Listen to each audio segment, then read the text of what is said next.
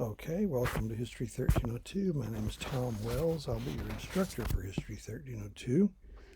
And this video, and probably another one after it, are introductory, telling you about how the course is structured, what the textbooks are, what the assignments are, what resources are available to you. So pay attention. Okay. To begin with, two documents that it wouldn't hurt if you have access to, get them where you can open them easily, or if possible, print them out. What I'm looking at here is something I call the general course information. Some people call it a syllabus. That word has a somewhat different meaning this is about this particular course. So it has things to start with where my office is, although I'm almost never there. So don't come looking for me. My office phone number, and I think if you leave a voicemail, it'll show up in my school email. People don't do that very often. Just my regular email, owells@wc.edu, will be useful to you. Also, there are places in Canvas where I think you can just click on that. Okay. How this is going to work. What kind of class is it? How's it going to work? I call this methodology only, for want of a better term. Okay, this is an old-fashioned information class. You're not going to be working problems. You're not going to be solving riddles. You're not going to be dissecting cats or anything like that. It's an information class. So the basic problem with history is it's comprehensive. Everything has a past. That past is a legitimate part of history. So people who do what I do have to be very, very selective. What do you put in? What do you leave out? What's more important? What's less important? That sort of thing. But the objective is that if everybody does what they're supposed to do, including me, including you, then you come out of this knowing a great deal more in a systematic way than you do now about the history of your own country. That's an important thing. Okay, so you're going to be proceeding along two parallel tracks of learning. One will be the textbook, the other will be me. Now, we'll go ahead and introduce the textbooks. Here I am leaning out of the frame. The 1302 textbook looks like this. It's U.S. A Narrative History, Volume 2 by John West Davidson and a number of other authors. It's available in the bookstore. You're going to need it because you're going to be taking chapter quizzes, and they're not easy, so you need to prepare using the textbook. Okay, more on the chapter quizzes later. The other thing is me, and each week there'll be a number of lecture videos. Here I am leaning over again. Lecture videos. It's very important that you keep track of those week by week, because that's what would happen if we were in a face-to-face class. It's a lecture class. So you won't be prepared unless you've watched the lecture videos, okay? None of them are over 15 minutes long, so they're accessible. And they'll be posted each week in Canvas. Each week we'll have a module, and it'll be the title for the Monday. All right, this is going to be the week of January 11th. Next week would be the week of January 17th, except that's a holiday, so I call it the week of January 18th, and so on down. So keep track of that. When you go onto Canvas, first check the announcements, because I change that at least weekly, if not more often than that. If it's a face-to-face class, I can just walk in there and look in there and tell you stuff. I don't have that. Okay? So the announcements will tell you about the general things about the week, more general things than that, what the current week's assignments are and what the coming week's assignments are. So we get that out there in more than one way. Then if you open the weekly module, usually it'll say something like week 2 update or week 5 update, something like that. This is week 1, and this video and its companion will stand in that place. So, and That's if I make some change in the schedule of assignments, which is the other thing you need to download. Schedule of assignments. That is what's going to happen when, after a massive amount of work I did last fall, my course is ready to run on autopilot. All the weekly modules, all the assignments, all the exams, everything is set up waiting for you. I'll just publish the modules as we go along, and I will leave them for you to open as needed as the course goes by. Okay. Now, for the lecture material, watch the videos and back that up with this. This is the other book you're going to need, U.S. History 2 Supplements, written by me.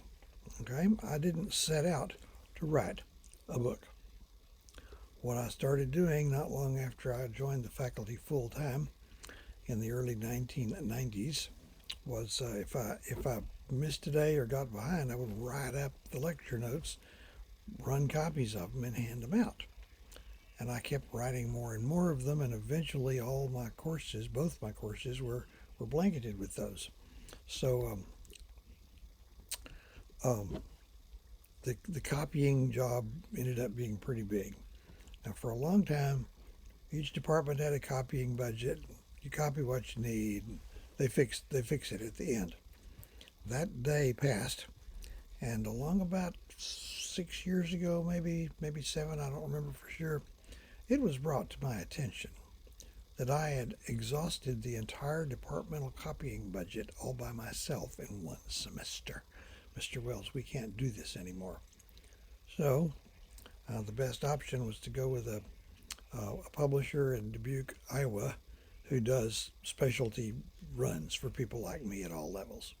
So they dolled the thing up, and it looks pretty good. What I was showing you was the cover of the paper version. We're now into an all ebook. It's ebook only. If you have a paper version, that might work, but I've made changes in it since that came out.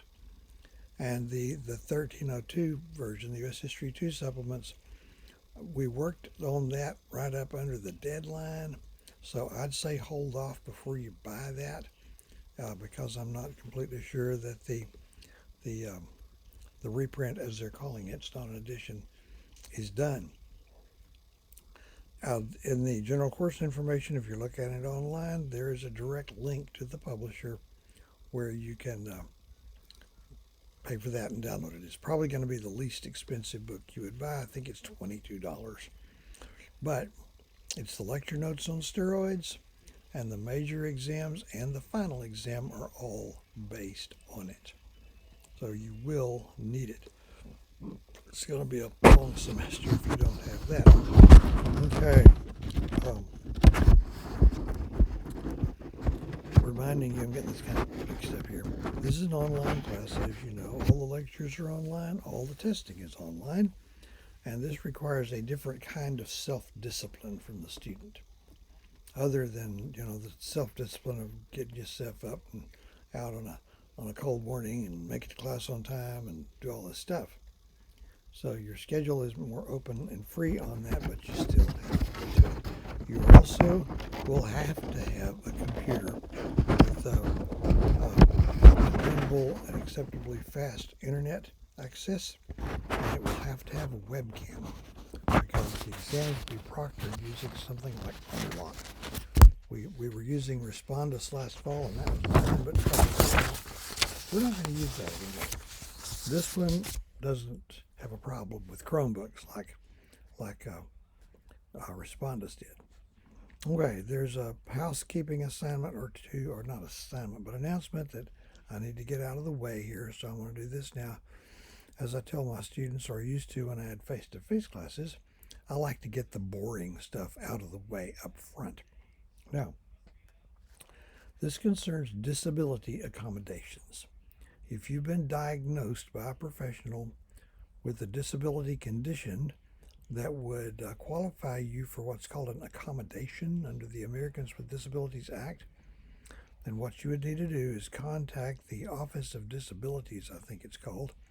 There's a nice lady over there named Mrs. Dawn, D-A-W-N, Dawn Calden, and show her the documentation of the diagnosis of the disability, and she'll contact each of your instructors. I would receive an email with a form that I would print out and sign and send back. And an accommodation is an arrangement made between me and the student to compensate for the disability and even the playing field. Okay. And Mrs. Colden told us in in-service once several years ago she had handled this kind of thing at the college. Previously, she'd handled this kind of thing in a public school. And she thought the students, if you're a disability student in college, you probably were in high school too. It's not the same. She didn't specify exactly what the differences were, but she says it's really not the same, and you need to get with her and get it done right. Okay. The what they call the priority deadline for arranging this is February 5th. That's at the end of the 4th week, 4 weeks from this week. And that's not a hard deadline. You can still claim a disability all the way through the semester, but we cannot accommodate you retroactively. So sooner is better. You can arrange for it and then sort of hold it in reserve if you wish. Okay, that out of the way. The other thing, report of concerns. You could have an academic concern, you could have some other kind of concern, but there's a procedure to follow there to register this, you might say. If it's an academic concern, your first stop is going to be your instructor. That would be me in this class or any other teacher in any other class. Talk to the teacher first. I'm pretty easy to get along with. So normally we could work things out. You know what? This almost never happens with me. But just in case, me or anyone else, if we are unable to come to an agreement, your next stop would be the chairman of the department, Dr. Scott Tardowiecki, and then it would be the academic dean, and then it would be the vice president of instruction and on up. What you do not want to do is try leapfrogging the system. There's a story that, and this was several years ago, could have been 8 or 10 years ago. Instead of doing it right, some student showed up with her dad and his lawyer at the president's office. The instructor had no idea there was even a problem. The president does not want to be bothered with this kind of thing. That's why we have a procedure. So, if it's a non-academic concern, you'd go through Student Services, specifically Mr. Doug Jefferson. Okay, grades. For some people, it's all about a grade. And we give letter grades at the college level. If you are a dual credit student, you will also receive a numerical average. But it's a standard system where if you come out with an average of 90 or above, you'll make an A. 80 to 89, B. 70 to 79 is a C. Below that, we have this funny little grade that I don't think they have in public schools. They didn't when I was there. And it's called a D, 60 to 69. 59 or below, and I will give you an F, and I will sleep like a baby. It's not that hard to avoid getting an F. Okay, and the formula for this numerical average will be as follows. You'll have some chapter quizzes, and the average of the chapter quizzes are going to be, let me see here. I'll have to update this. I got this wrong. Will be 20% of the final grade. There'll be 3 major exams, and they will, or unit exams. The average of those will be 30% of the final grade. There's going to be a 4-part writing assignment divided into two parts that will add up to 25% of the final average, and then the final exam all by itself will be 25% of the final average. If we didn't have computers, this average would not be that complicated.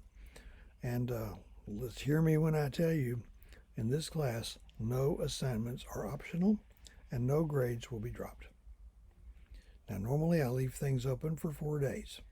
There will be no assigned grade this week. But next week, week 2, and I'll open this on Monday morning, holiday and all, it'll be the Chapter 18 quiz. It will be open from a minute after midnight on Monday morning till a minute before midnight Thursday night. That's just 2 minutes shy of 96 hours to get a 10-minute chapter quiz done. So find a way to work it in. If you wait till the last minute